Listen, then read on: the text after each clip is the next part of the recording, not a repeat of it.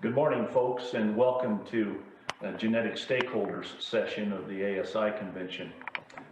Ron Lewis and I are so pleased to have you with us this morning, and we trust that we've got a large audience scattered throughout the United States on our meeting this morning, and we are particularly excited to introduce to you our topic for today, which is a new genetic structure that we've been working on over the past year to represent the United States sheep industry on a genetic basis.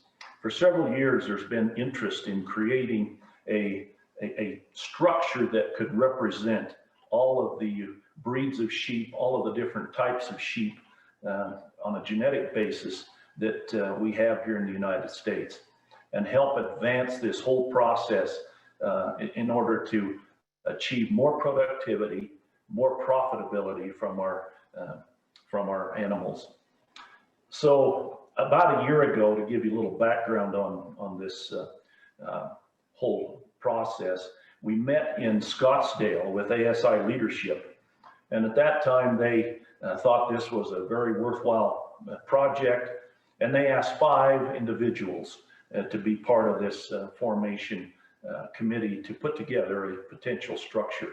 And they asked Ben Lafelt, Brad Boner, Bill Scholz, Rusty Burgett, and myself to move forward with putting together a structure that could accomplish what we really need in our sheep industry.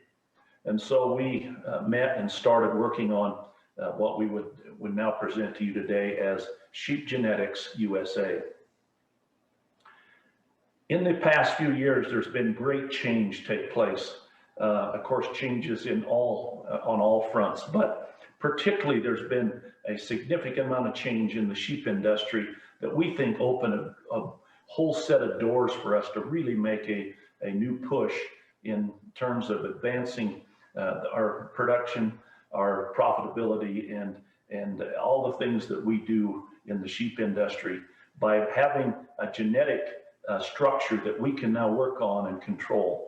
Many parts of our sheep production system are sort of out of our control. Things like predators, public lands, bighorn sheep, and all of the other issues that we fight from day to day require defensive actions, and certainly those are valid and certainly they're important.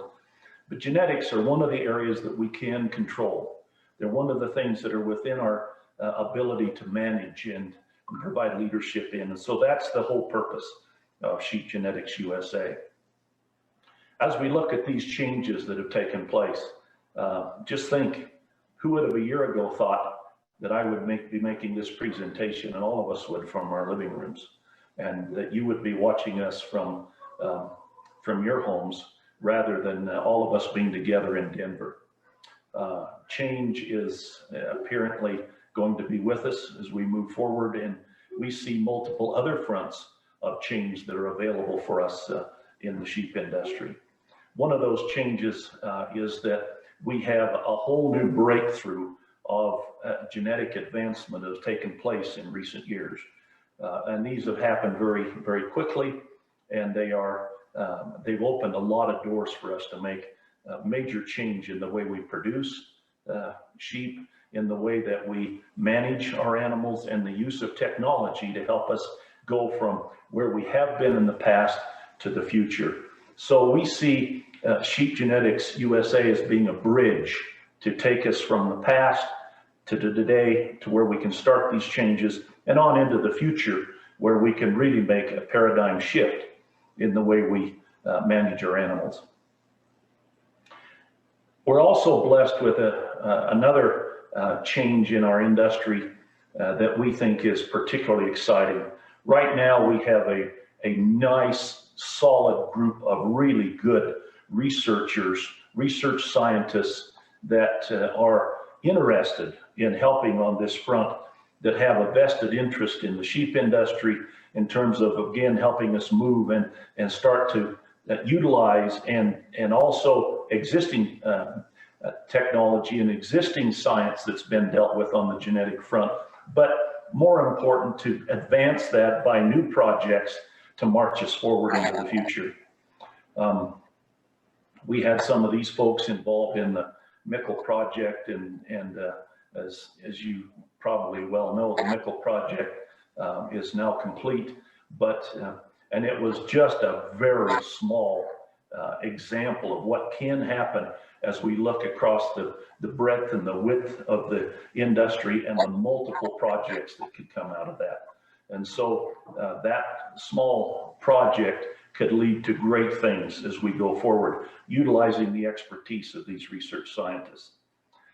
In addition to those scientists, we also have a nice, solid group of university extension people who are now, again, really passionate about the sheep industry and about getting the educational things out there that are available and that we can create going forward for producers, and that they can translate the science into user-friendly technology, user-friendly education, and production techniques that can really help us become more and more efficient and more effective in the way we produce. And then the third area that we think is so valuable for us right now is we've got this whole area that is now open for us to advance on multiple fronts with ARS, the Agriculture Research Service, on a multiple fronts of other sources where we can gather funds and go forward with these projects that we need to create, projects that will assist every producer in this country as we go forward in the future years. So we see this as being a bridge from where we've been to where we are and to advance us into the future. And some of these topics, genomics, all of the new things that are out there on the genetic front are really an opportunity for us to really help make some things happen. As we take a look at today's presentation, we're going to have a panel here of folks who have pre-recorded their presentations, hopefully covering the areas that you will find of interest. We'll take a period of time for this to happen, and then we want to have an open question session where we can take questions from you folks and hopefully answer in the time we've got allotted to us those questions that are out there. But again, how pleased we are to have this opportunity to make this presentation to you. And we are totally excited about this. We think it holds great opportunity for the future. And so without further comment, I'll now turn over to the panel to make their individual presentations, and then we'll go forward with the question session. Thank you, folks. So folks, why would we create Sheep Genetics USA? Why would you want to join Sheep Genetics USA? Perhaps a little background story. When I was a kid back in the 50s and 60s, one of the things I used to enjoy was traveling with my grandfather as we would move the camp from place to place as the migratory sheep operation moved the sheep from place to place. And still fixed in my mind are some of the locations where we had those camps set. We would often set them by places where there were springs of water, or we would move them to high spots where you'd have the herder would have the best view of the most area where they could kind of keep an eye on the sheep. And one of those spots has kind of been fixed in my mind as being a place where we took the camp up back in the 1960s. Only we never went back and moved it. It's still there. Genetically speaking, we're still camped on that plateau from back in the 1960s. While there have been some great things happen on an individual basis through group efforts, such as NSIP, Let's Grow, and others, we've not had an organized, unique structure, such as Sheep Genetics USA, to take genetic research, create genetic research, and take existing genetic research and make it usable for producers. Move it forward in a way that will advance the sheep industry to new levels.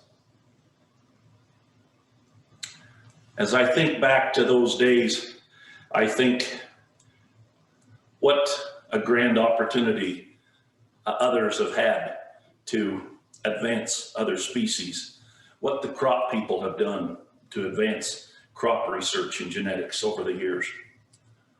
Well, now we have that same opportunity to take a quantum leap in productivity, in profitability, and in production. And so as I see this going forward, I see some tremendous opportunities. Why would you want to join? Well, if you're comfortable being back on that plateau with that view that's been there since the 60s, then this organization isn't for you. You don't want to join this. This will drive you nuts, folks, because all you're going to want to do is lay awake at nights and ask questions like, what could be? What if? Or why not? If, on the other hand, you're someone who believes that average is the enemy of excellence, if you're thinking that mediocre is no longer good enough, if you're tired of being the Joe average, here is our opportunity to take and make a paradigm shift in the industry. Here is the opportunity that we can, through this structure, drive up from those action committees, or what I call those great action teams, new ideas for research, new ideas to apply technology that we have both in the genetic field and from the management field to change the way we do things. We've got these great opportunities to utilize a tremendous set of research scientists across the nation and these tremendous young educational extension people that are out there waiting and chewing at the bit to get this kind of information out, to get this industry moving forward in a way that we've never had before. We are on the edge of something great, folks. And so as we look at this structure, it was created from a grassroots level to drive it up. The ideas for research, to create this research, or take existing research and technology and innovate that and make it usable for producers. We believe that we've brought the entire industry together, beginning at genetics, coming through the producers, the feeders, packers, and on into the consumers. And by unifying the industry into one great opportunity for growth and to drive this all forward, we've got wonderful opportunities as we go forward. How great it is to be part of the industry today. All of the technology that's available to us, all of the opportunities, the recent leaps that have taken place in genetic research, they're all there for us to take advantage of now. How excited we are as a team to present this structure to you. How excited we are for the future. So folks, fasten your seatbelts. If you're excited about the future of the sheep industry, then we invite you to come and be part of this great future. So as soon as we're done with this, email us, call us, in some way contact us and tell us you want to be part of these teams, because we have an amazing future. Thank you to genetic stakeholders for allowing us to speak today on Sheep Genetics USA. My name is Ben Lefelt, and I'll be talking about some of the structure that we've proposed under Sheep Genetics USA. This is really built upon the successes that we've had in NSIP and the Let's Go program over the past few years. We are very appreciative of our NSIP leaders of the past and Rusty Burgett for setting up the base that allows us to propel into this new opportunity in terms of genetics and genomics. Our industry and Sheep Genetics USA is really built upon linkages, and those linkages are built upon the communication of our industry segments. as we look at these industry segments, what makes up the important components of that communication is really the people. So as I break down the structure, as we look at these linkages, it really all comes back to the people and the communication of our industry. The first thing that I'm going to talk about today is probably the most important component of our Sheep Genetics USA structure, and that's our grassroots committees. They're made up of 6 individual groups within the industry. Those are ALB Consumer, NSIP, Research, Educator, and Emerging Technologies, which is made up of our academia, our MARC individuals, our ARS individuals, our sheep extension specialists. Then we have our breed groups and our registries. We also have the ASI producer committee, and finally the feeder and packer committee. These 6 committees are voluntary committees picked by an individual member during the beginning of the year. So each individual member will have the opportunity to choose which committee they feel they can add the most value to. And then for that year, that will be the committee that they serve on and where those ideas come from on an individual level.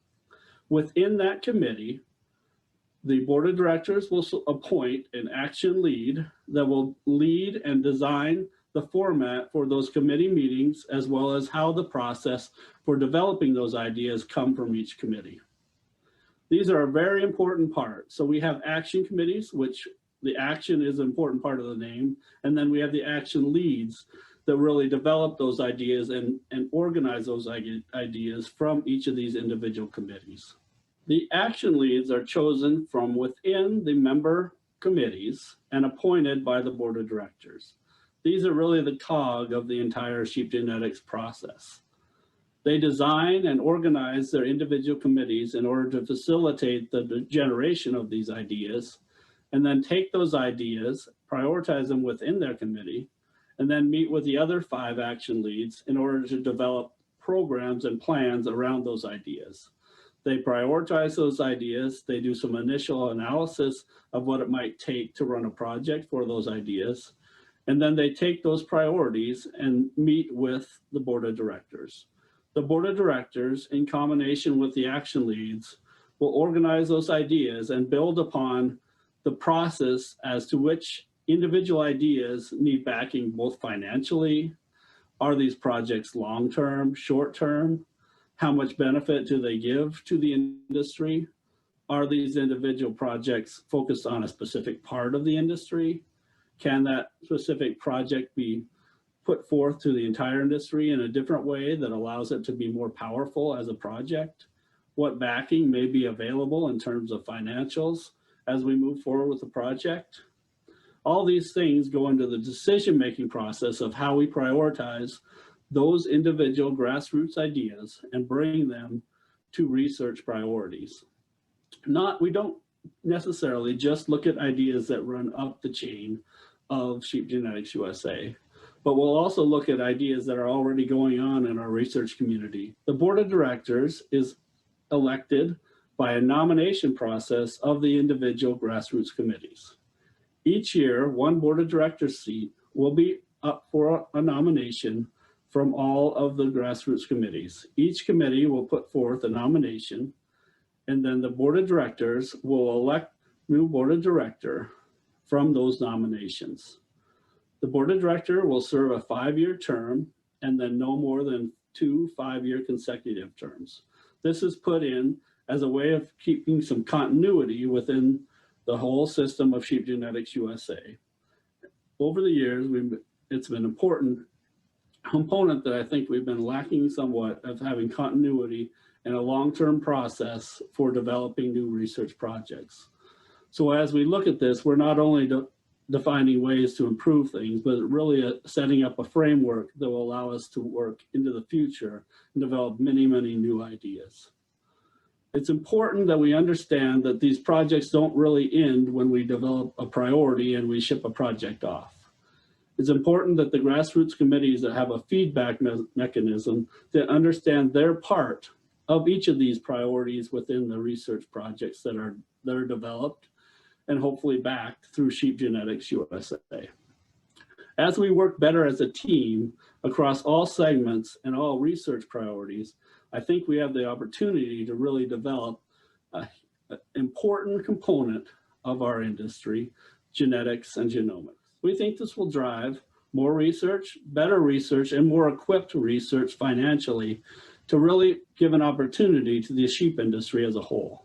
We hope you'll embrace this. We hope this is the right plan for the industry, and we need to move forward in terms of genetics and genomics in the sheep industry. Thank you, and I appreciate your time. So now that we've talked through the overall organizational structure of Sheep Genetics USA, we wanted to take a minute to explain how we got to the point that we're at today, because that planning process that we went through can really help to explain how the structure that we developed will help us to serve our overall mission. So many of you know that the official planning process started about this time last year at the ASI convention. So there at that convention, we were able to organize a meeting with some of the leadership of the American Sheep Industry Association, the American Lamb Board, as well as our researchers through our USDA ARS research stations and our land-grant universities and other industry professionals to discuss the overall concept of a collaborative approach to advancing the U.S. sheep industry through genetics. So from that meeting, we were able to start our official planning process for Sheep Genetics USA. And we really started with an information gathering stage. So we planned out several meetings, several visits, starting with our researchers at our federal research facilities. So those at the Meat Animal Research Center in Clay Center, Nebraska, the U.S. Sheep Experiment Station in DuBois, Idaho, and the Dale Bumper Small Farm Research Center in Boonville, Arkansas, as well as our various research and extension personnel at our land-grant universities.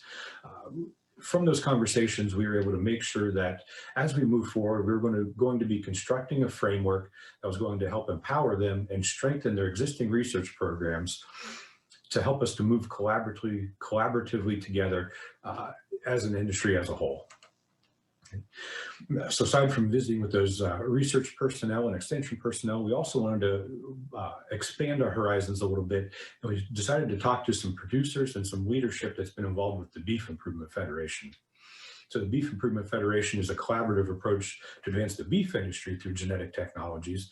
We wanted to learn from some of the strengths that they've developed over the previous years, as well as also avoid any potential pitfalls that they've run into so we can avoid making some of the same mistakes.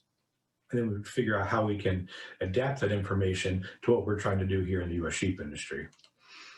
And then one of the key groups we wanted to talk to was various producers. So we spoke with dozens of producers across all the different industry segments and across several different geographic regions, so that we make sure that we are assembling an effort in a manner that's going to be the most efficient way to move our industry forward in a cohesive manner. So with all that background information that we gathered, we began the lengthy, complicated process of organizing the structure of our group. It was lengthy and a little bit complicated because we all know that 2020 presented us with some unique challenges. So with that, we did a lot of this effort over dozens of web conference calls. We had hundreds of individual phone calls. And we were fortunate enough to be able to get 2 in-person meetings to help to seal up some of the details.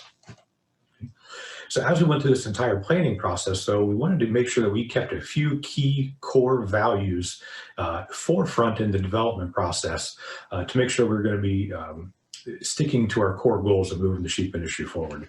So one of those key values was that this has to be an industry-wide initiative, so that all segments of our production system have representation in this effort, and that all the outcomes that are developed out of this organization are for the betterment of our industry as a whole. So if something comes out of this group that benefits one segment, but it's at the detriment of another segment, that's not serving our core value. We need to work industry-wide to move our industry forward as an entire group. One of our other key values that we kept forefront in our planning process was that collaboration was going to be the key to success. Through collaboration, we can unify our industry through research, technology, and information exchange. And that would be an efficient and effective way to move our industry forward. We quickly came to the realization that our industry is greater than the sum of our individual parts. So working cooperatively across these various industry segments across geographic regions, across production systems will help us to all move forward together. And then lastly, our last core value is that this has to be a grassroots effort. And so all of the actions, all the deliverables, the ideas, the information flow, it all starts at the membership and committee level. And this is producer driven for the industry, by the industry. We definitely didn't want to have a top-heavy leadership strategy. We wanted to keep that grassroots effort with membership involvement being critical to the success of the group and to our industry. And that everyone needs to have an equal voice in the discussion and the opportunity to contribute to the solutions and the outcomes. So keeping those core points, those core values in mind, through the various web calls we had, we were able to meet up in person in Glen Rock, Wyoming in July to shape an initial draft structure for this organization. So in that in-person meeting, we were on the phone several times with a lot of our key industry stakeholder groups, making sure that we were seeking their input as we formed this draft structure. Following that meeting, we launched a feedback and comment period campaign where we presented that draft structure to key industry stakeholder groups. Several producers were involved in those groups, so that they could see what we had come up with as a first draft, offer any feedback, offer any criticisms, any potential pitfalls that they might see, and then we can take that information, take that feedback, and refine our overall strategies. So again, we presented that to several different, dozens different stakeholder groups throughout the industry, representing all of our various segments. We took all that feedback, and we were able to meet up a second time here this fall in Kansas City, Missouri, to incorporate all that feedback and to present the finalized structure that you all see here today. We were also able to draft up a set of bylaws to formalize the structure and functionality of the organization. So through that entire process, I hope those key values and all the background work is reflected in the presentations that you've seen here today. While there's 5 of us that have formally been presenting this to you here today, there's been dozens of industry stakeholder groups, industry professionals, researchers that have helped to shape this organization into the form that you see here in this presentation. We've tried to incorporate all the feedback that we've gotten from everyone that's seen this so far to form a system that can be an asset for generations to come within our industry. And keeping those core values in mind, we make sure that everyone throughout our industry can have a voice in developing the solutions and helping to form a more solid genetic foundation in the U.S. sheep industry. And by using collaborative research, education, and implementation, we can be an asset for our industry and move together as a whole. Thank you. Good morning, everyone. For those of you that don't know me, my name is Brad Boner, and I'd like to say it's been a real honor for me to serve on this steering committee that has saw this this idea come from thoughts from these in everyone's mind into a organization that I think we can all be proud of, and has a lot of opportunity to help the sheep industry going forward. I've been tasked today to talk about the importance of active membership and the industry segment involvement in all the aspects we will have going forward in proposal development. So I'd just like to touch on that real quick for a minute. For those of you that have had the chance to review our bylaws, I think it should be rather apparent that this is a grassroots organization. We have made every effort we could to make sure that this organization ideas flowed from the bottom up, not the top down. And I think our structure and our organizational charts will bear that out. So the success of this going forward, of this concept going forward, will be highly dependent on active membership and people that have a passion for improving our sheep genetics in the U.S. Being involved in this group and helping us to direct our research projects and actually make progress where progress has been unduly limited in the past, in my estimation. And I think we have a real chance to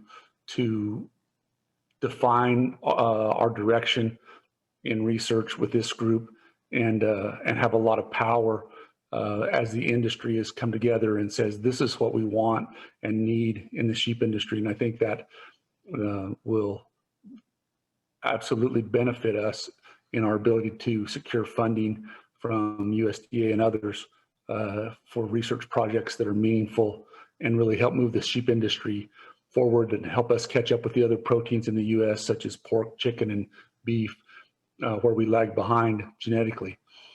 So I think these are all real important. Membership in this organization will probably be, people that are very passionate about changing the sheep genetics in the U.S. We believe that that those ideas and vetting those ideas as they come forward as a group and as an industry can be very powerful in securing our funding, as I said. And so we have one industry voice moving forward, and instead of the way it's been in the past, we're kind of all over the place in our research projects, sometimes driven more by research requirements than it is for the need of the industry, what's best for the industry. So I think these are big things that can really move us forward going forward. Real quick, how do I become a member? So, once we've jumped through these hurdles that we're going to jump through here in the next couple of weeks, and become a full-fledged organization with funding and everything, we will put out membership applications. At this time, there'll be no membership fee. All you'll be asked to do is fill out the membership application. You will then identify on that application which one of the 6 committees that you see in our organizational chart you want to serve under. You can serve under one committee and one only. And from those committees, we will pick our action leads, and then those action leads will obviously be very important in driving the information we get out of the members of each of those committees. So I would ask you all to look for our membership applications in your sheep publications, or on ASI's website, on the Land Board's website, we hope, and some other places, and sign up so we can get your ideas and really start to move our sheep genetics forward. I believe that's all I have. If you all have any questions or comments or concerns, please reach out to one of us on the steering committee, and we would be happy to answer those for you. Thank you. Hello, everyone. I'm Bill Scholz, a black-faced terminal sire producer from Ohio. And as Tom previously stated, we'd like to welcome everyone to the Genetic Stakeholders Committee meeting. I think we all recognize that the U.S. sheep industry is relatively small, especially compared to U.S. livestock sectors such as beef cattle, swine, and other sheep-producing countries such as New Zealand and Australia. But at the same time, many of our technical needs for genetics are very similar, where resources that are needed to support those industries vary drastically. That raises a large question in my mind. How do we compete when our available resources are so unequal? In fact, it is the very question that got me involved with Sheep Genetics USA. To me, the answer lies in that we must become more efficient with the limited resources that we do have. And we must use collaboration and a unified coordination between all of our stakeholders. I liken it to our current situation of pounding a spike with a wooden mallet, when we should be driving that spike with precision and a concentrated force of a railroad spike sledge. Over the past few months, I have been involved with a producer group focused on how to incorporate genomic information into making better breeding decisions at the farm. What I really learned being involved with this group is that incorporating genomic information is a huge and expensive task, which will require all the resources that our industry can muster. It is exactly the type of task that a group such as Sheep Genetics USA is meant to tackle. If we're to succeed in making genomic information useful to our industry, we first must ask our feedstock sector, our lamb producers, our feeders, and our packers to record and submit huge amounts of quantitative data. We then must ask an organization such as MSIP to collect, to organize, and to analyze that data and put it in an understandable format. Thirdly, we must ask our scientific community to find ways to combine the quantitative data from our farms and ranches with the genomic information discovered in their labs. And finally, we must ask our educators to help deliver all this information back to our farms and ranches in an understandable form for decision making. Granted, a daunting task. And for us all to be successful in making this happen, we must coordinate and we must collaborate with all of our stakeholders. It is the reason that I feel that Sheep Genetics USA can be successful. In fact, must be successful if we're going to accomplish the type of genetic improvement that our sheep industry both demands and deserves. Thanks again for everyone for joining us today, and we're glad that you were with us. Well, thanks again, folks, for being part of this presentation today. We recognize this is new. We've covered a lot of ground here with you today. I'm sure there are additional questions that didn't get asked. Please send those forward to one of us. We'd love to answer them. We also have a PowerPoint presentation that's now available to go forward. If you'd like to make it in your local state or other regional organizations. We are just excited about this. We think it holds great promise for the future. And so we're just excited to share this with the world now going forward. Special thanks to Ron Lewis for his help throughout the whole process, but particularly today for his accepting the questions and helping field those for us. Second, thanks to the team. What an incredible experience it's been for me to work with Brad Boner, Ben LaFelt, Bill Scholz, and Rusty Burgett. One of the great experiences of my life to work with these guys in putting this together. They've been passionate. They've been sharp on all the points. And so the things that we put together, we think have been well thought through, and we're just pleased to present them to you now going forward and trust that this will be a great opportunity for the sheep industry in the United States to advance.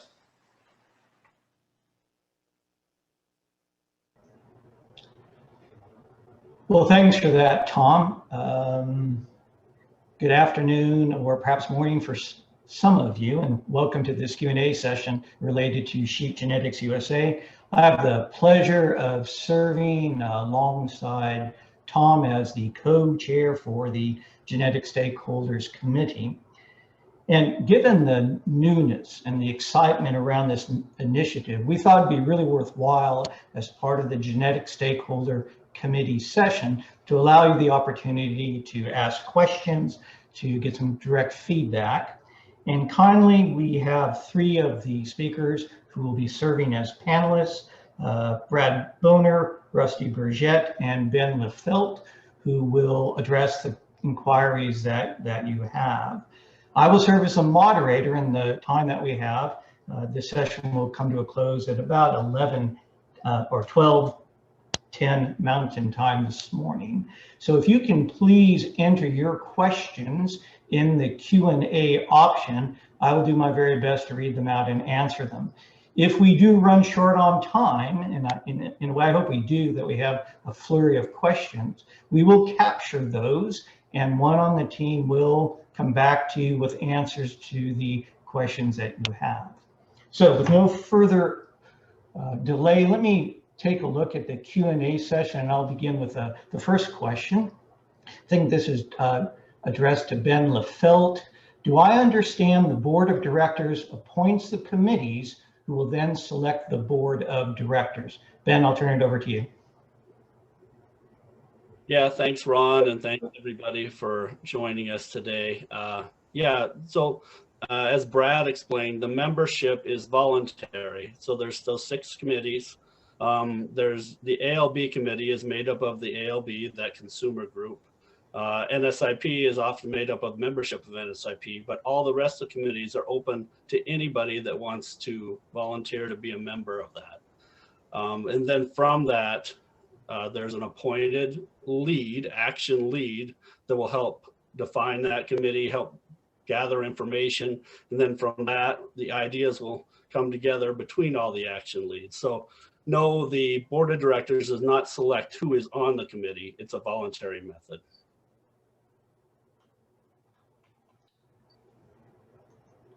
Okay.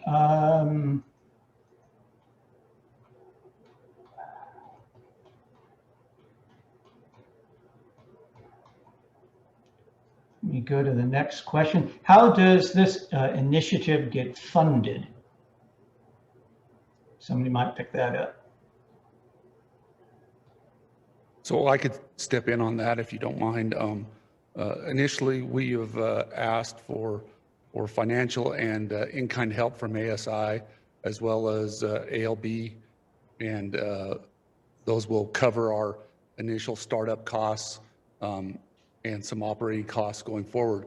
We then anticipate to move forward and use those as in-kind funds, go to ARS, USDA, Food and Fiber Foundation, all those places, anywhere where we can find research dollars available to us. And that's where our academia and extension people will be tremendously helpful, so that we can identify those areas where we can, put in for grants and access a bigger pot of funding than the industry itself could ever come up with. Great, thanks for that, Brad. Another question. Which land-grant universities are involved in this research?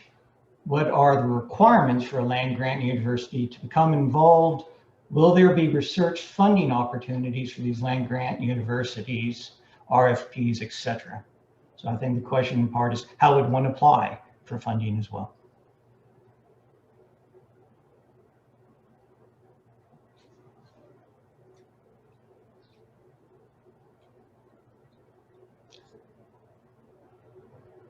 Tom, do you want to take that one? Sure. Yeah, folks, our goal is to bring as many folks onto the team as we can for these research projects. Certainly the universities will play key roles. There's a lot of opportunity there to partner with those folks, and we certainly look forward to having them as part of this going forward. We see that within the university system, there is, particularly in some universities, there is great interest in sheep research.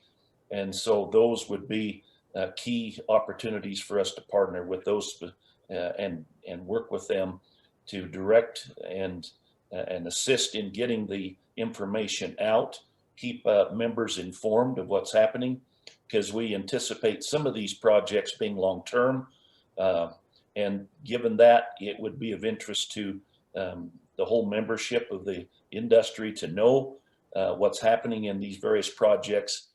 And that's be one of our goals, is to partner with them, then collect those updates from them, stay on top of what's going on in the various projects. We may be able to provide interim reports. We may be able to provide information or conclusions even along the way. So all of those things would be really helpful for us as we partner with the research in university settings across the nation. Thanks, Tom. Another question in the chat that I'm picking up. How do you foresee sheep genetics in relation to ALB and ASI? I can take this too, but really, if you look at the structure, so we've tried to incorporate the entire industry in these decision makings of the important research projects that we move forward with.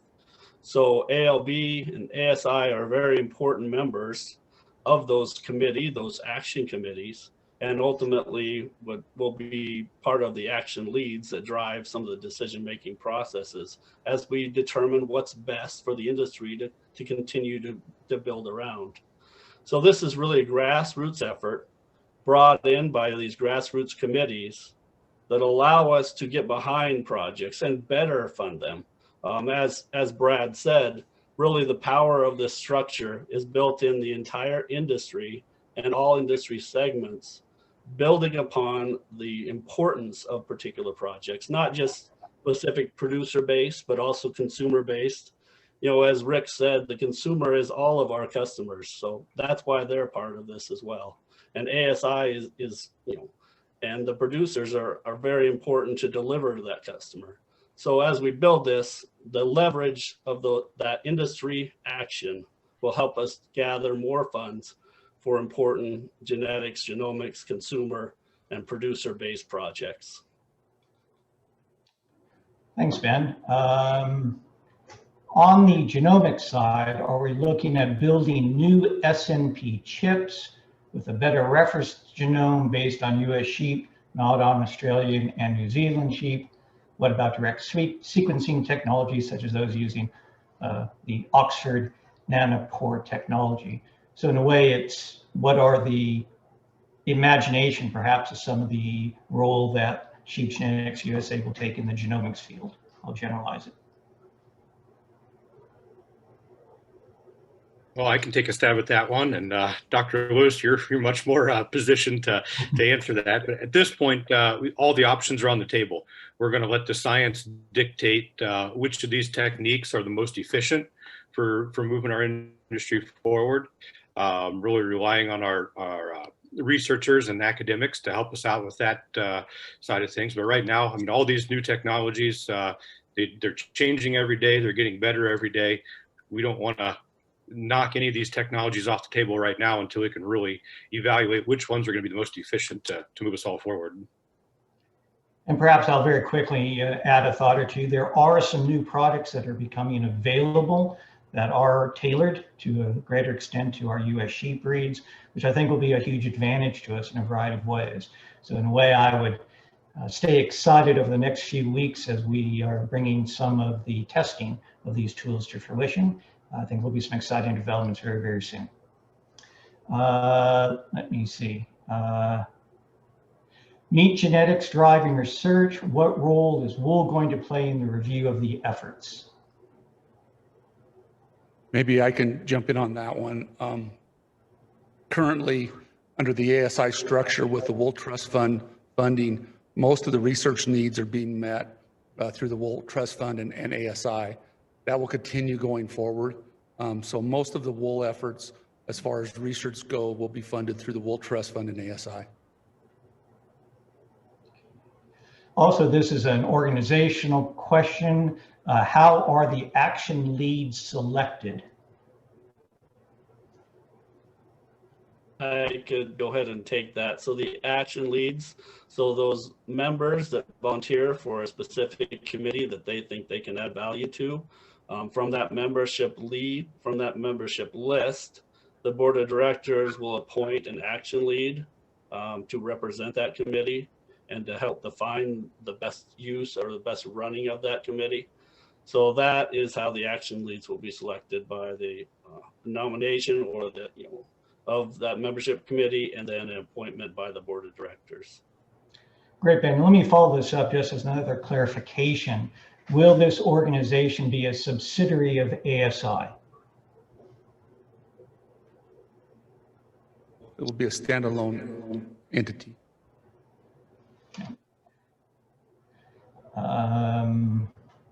What are the specific aims? What are the improvements you hope to enable with the data and the structure of this organization?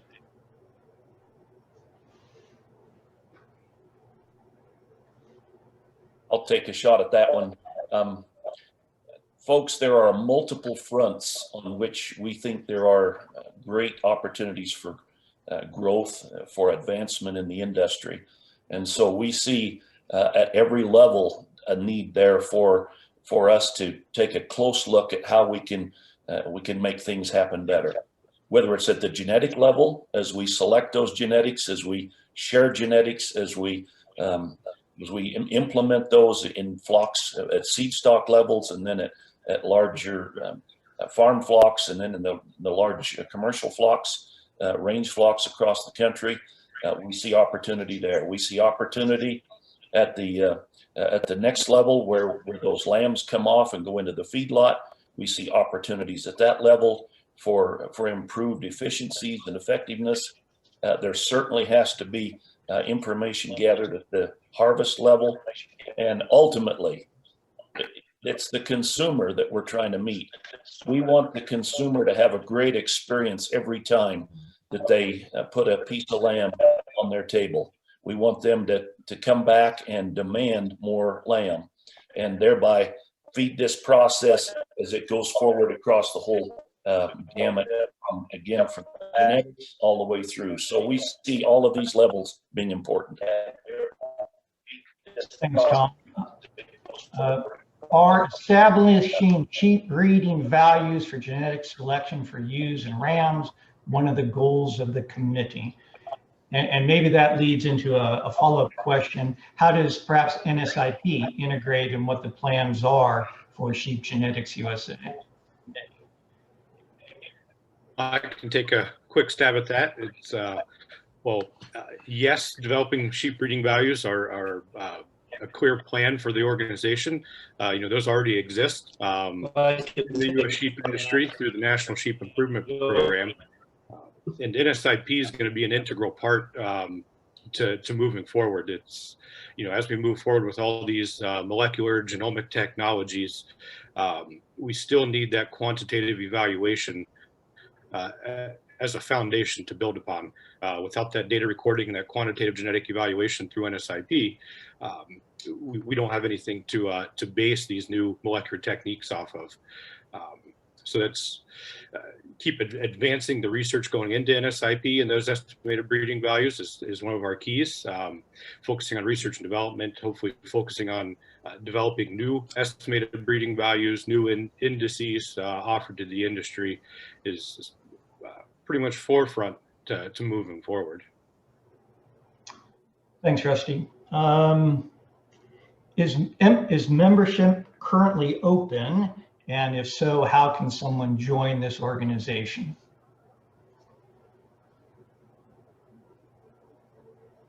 So I can take a stab on that.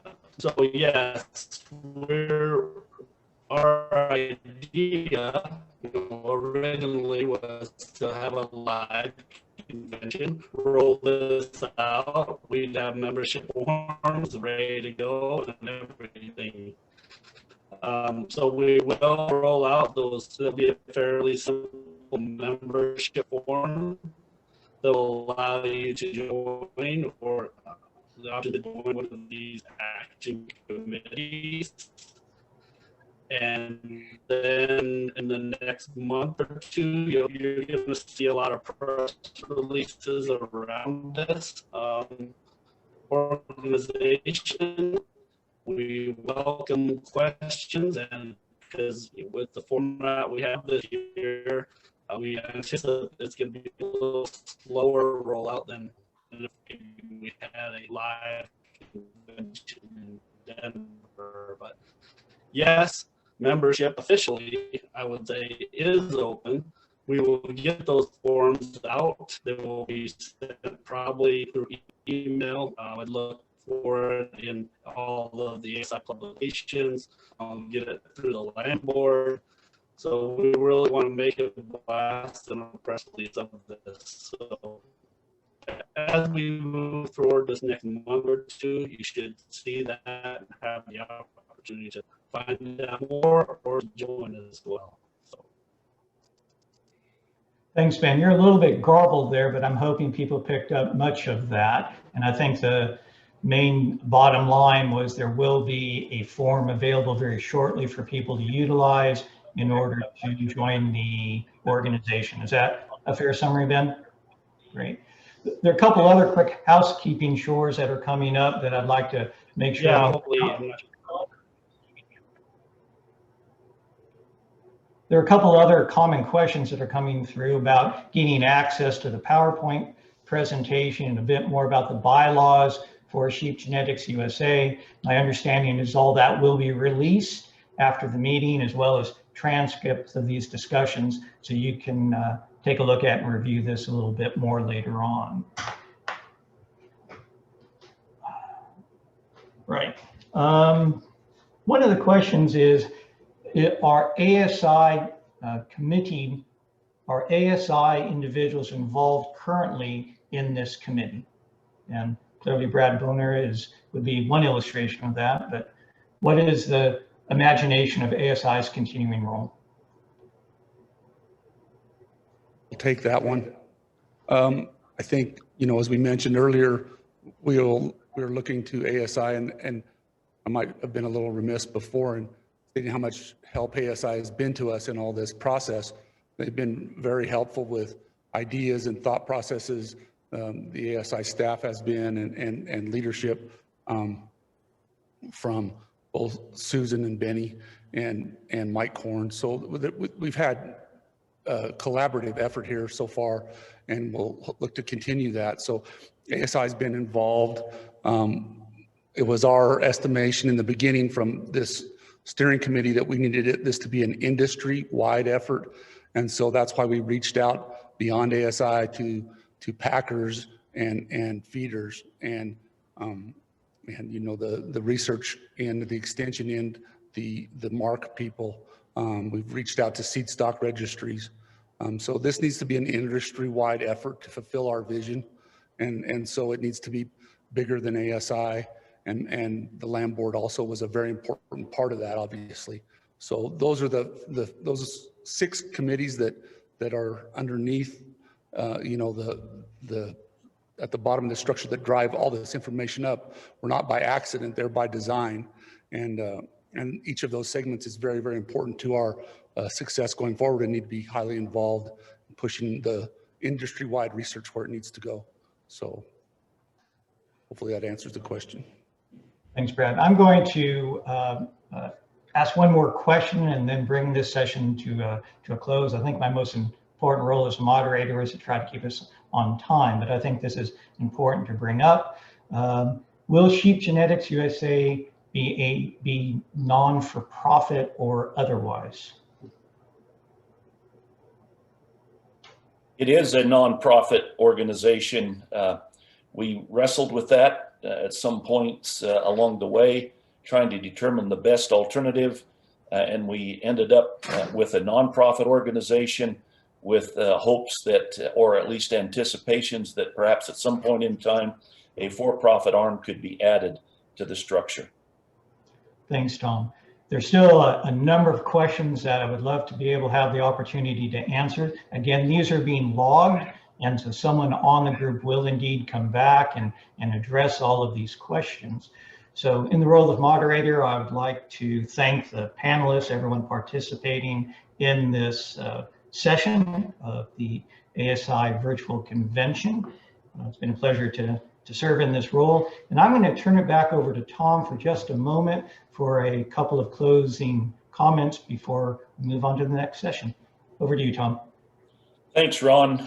I hope all you folks that are out there listening today recognize the value that Dr. Ron Lewis brings to our sheep industry and to all of the things that transpire, particularly at the genetic level. He's a tremendous asset and has a marvelous background of experience and ideas that he brings to us. So thank you, Ron. A couple of things here on housekeeping. We have had some policies that we've dealt with this year. Those have been handled by teleconference, and they've been forwarded on to PERC for further action. It's important, folks, that you recognize, particularly this year, the value of our sponsors. We particularly thank those titanium and platinum level sponsors for their support this year. What a tremendous opportunity this has been for us to be part of this, which otherwise would never have happened had it not been for Anodyne, Superior Farms, and American Wool Services. And I offer special thanks again to our panel today. Remember tonight that we have the Rams Pack auction that'll happen tonight from 5 to 7 Mountain Time. So make sure you're part of that. A couple of other things. One last thing, just received word this morning that there is a NOMS 2023 study that's in the making right now. There is a survey open, and there'll be a link provided for everybody to be a part of that so that you can help shape what that survey might be like going forward. The NOM studies are very valuable. It's an opportunity for us to communicate as producers and participants in the industry at all levels to communicate directly with USDA. And so I would encourage you all to be part of that, and particularly for you genetic stakeholder committee members, make sure you get in and pay attention to that study, fill it out, and let's march forward. With that, our time's up. So thanks again to everybody for being part of the Genetic Stakeholders Committee meeting today.